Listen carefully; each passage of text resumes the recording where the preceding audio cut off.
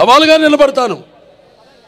నా మాట సూటిగా ఉంటుంది, నా బాట ముక్కు సూటిగా ఉంటుంది, నా వీక్షణం తీక్షణం దర్శనమిస్తుంది.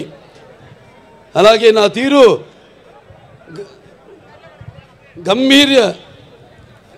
ఒక గాంభీర్య రూపంగా వెలుగుతూ ఉంటుంది. నన్ను మీరందరూ ఒక సినిమా నటుడుగానే కాదు, నాకు తెలుసు. ఎందుకంటే నాలో ఉన్న ఒక మానవత్వం అయితేనేమి, నా వ్యక్తిత్వం అయితేనేమి, నాలో ఉన్న నీతి నిజాయితీ నిబద్ధత అయితేనేమి, లేకపోతే నాలో ఉన్న నిష్కల్మషం అయితేనేమి, వీటిలన్నిటితో ఇప్పుడే కాదు ఇంకా ముందు ముందు తరాలు కూడా నా అభిమానులు పుడుతూనే ఉంటారు. అంటే ఆత్మాభిమానమే నా చిరునామైనప్పుడు ఆత్మవిశ్వాసంతో నిలువెత్తుగా నేను నిలబడతానని మీ అందరికీ తెలియజేసుకుంటున్నాను.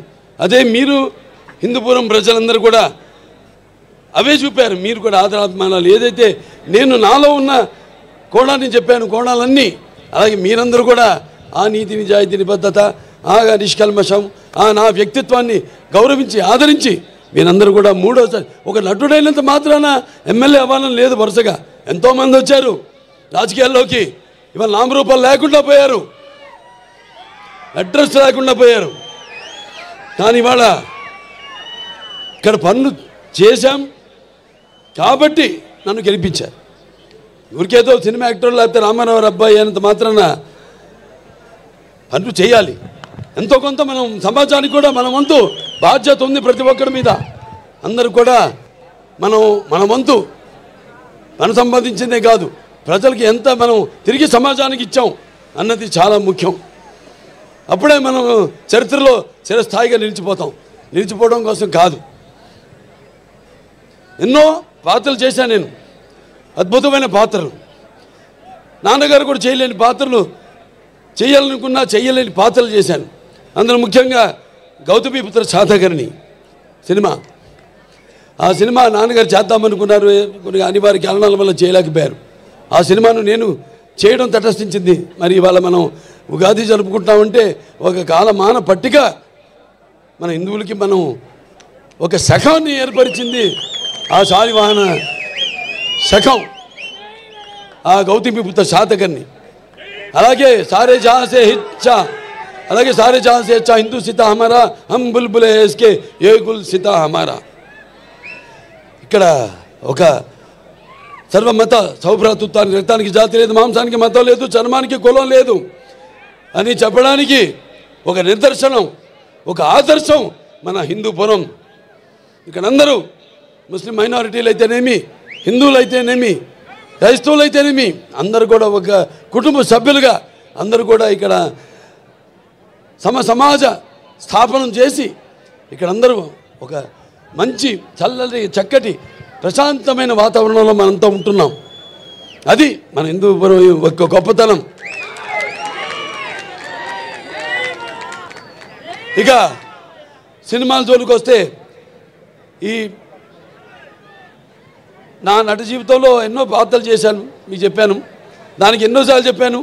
నాకున్న జ్ఞాన సంపదలో బ్రాహ్మణుని, ఐశ్వర్యంలో వైశ్యుని, మంచిగా మాలని, మంచి ఎదురు తిరిగే మాదిగని, కష్టాన్ని నమ్ముకున్న కమ్మరిని, కొమ్మరిని, కంసాలిని, రజకుడిని, నాయ బ్రాహ్మణుని, కల్లుగీత కార్మికుడిని, కల్మషంలో అయితే యాదవుడిని, ఆపదలో ఆదుకునే వెలమని, వ్యక్తిత్వంలో రాజుని, అమ్మను మరిపించే కమ్మని, పౌరుషంలో రెట్టినని, ఇలా ప్రతి సినిమాలో ఒక్కొక్క ఏ కథ నచ్చితే చాలు అందులో హీరోది ఏ వర్గం, మన తెలుగు జాతిలో అది కాదు. చరిత్ర సృష్టించాలన్న నేనే, దాన్ని తిరిగి రాయాలన్న నేనే. అదే నా నినాదం, అదే నా సంతకం. ఎన్నో అద్భుతమైన సినిమాలు. అందరూ నేను చాలాసార్లు అన్నా నా రెండో ఇన్నింగ్స్ ఇప్పుడు మొదలైందని. చాలామంది ఏమంటారు, పాపం అంటే అది గ్రహపాటు.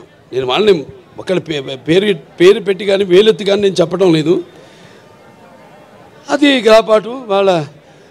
వాళ్ళు ఉచ్చ స్థాయి నుంచి హీరో నుంచి మళ్ళీ క్యారెక్టర్ ఆర్టిస్టులుగా మారడం అది జరుగుతుంది. 4 హిట్లు ఇచ్చాం.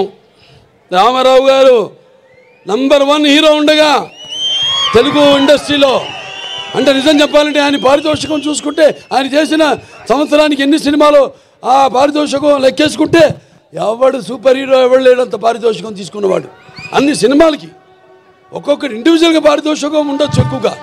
అటువంటి సమయంలో ఆయన చలనచిత్ర పరిశ్రమ నుంచి నిష్క్రమించి సమాజమే దేవాలయం ప్రజలే దేవుళ్ళు, నేను అందులో ఒక అర్చకుణ్ణి అని తెలుగుదేశం పార్టీని స్థాపించారు. అలాగే ఇప్పుడు 4 హిట్లు ఇచ్చిన తర్వాత నా 2వ ఇన్నింగ్స్ మొదలవుతుందని చెప్తున్నా. అది నేను చెప్పొచ్చేది. ఇప్పుడు చూపిస్తా ఇక్కడి నుంచి. అస్సలు చూడు, ఒకవైపే చూడు, రెండో వైపు చూడాలనుకోకు, తట్టుకోలేవు, మాడిపోతావు. ఇప్పుడు చూస్తారు, ఇక్కడి నుంచి చూపిస్తా. అసలు చలనచిత్ర పరిశ్రమ ఇక ముందు ఎటువంటి సినిమాలు, ఎటువంటి అంటే మీరు ఊహించని, మీకు మీ అంచెలకు కూడా అందని సినిమాలు ఎలా చేస్తారో ఇక మీరు చూస్తారు. అంటే ఇదంతా ఒక సినిమాలు చేసేయాలి ఎక్కువని కాదు, లేకపోతే నాకు వయసు అయిపోతుందని కాదు. ఆలోచనలు బాగా వేడివేడిగా ఉన్నప్పుడే పంచపక్ష పరమన్న పుట్టించాలి. మనల్ని అందరూ అన్నారు పంచకట్టులో ఎన్టీ రామారావు గారిని గుర్తు చేశారు మన పద్మభూషణ్ అని. దాంట్లో మన మంచి పద్యం ఉంది, తీనారెడ్డి గారు రాశారు. దాంట్లో మరి పంచపక్ష పరమాన్నం ఉన్నా మన ఆంధ్ర ఏమంటే మనం గోంగూర పచ్చడి కోసం గుటకలేవాడు